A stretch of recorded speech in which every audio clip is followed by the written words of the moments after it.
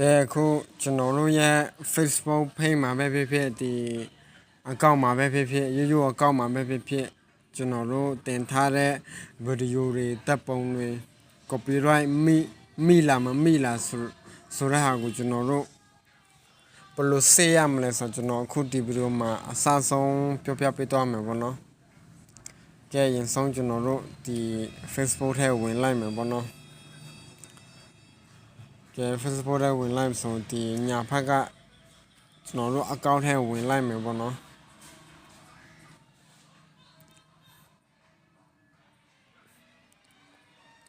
ဒီမှာပေါ့နော် support ဆိုတဲ့ထဲကျွန်တော်တို့ဝင်ရမယ်ပေါ့နော်အထက်ကျွန်တော်တို့ဝင်လိုက်မယ်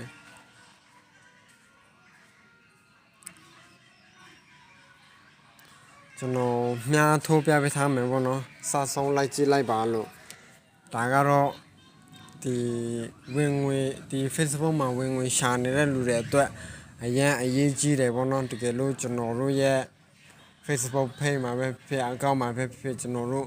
copyright ခဏမိလို့ရှင်တို့ရဲ့စီကံချက်ခဏကျွန်တော်တို့ဖောက်ဖျက်လို့ရှင်တော့ကိုယ့်ရဲ့အကောင့်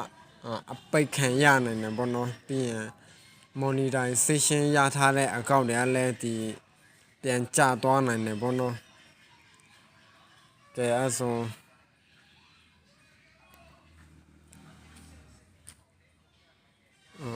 ဒီမှာပေါ့နော်ဒီကျွန်တော်တို့ရဲ့အကောင့်ထဲကိုတွားပြီဆိုဒီ support ထဲကိုတွားမယ်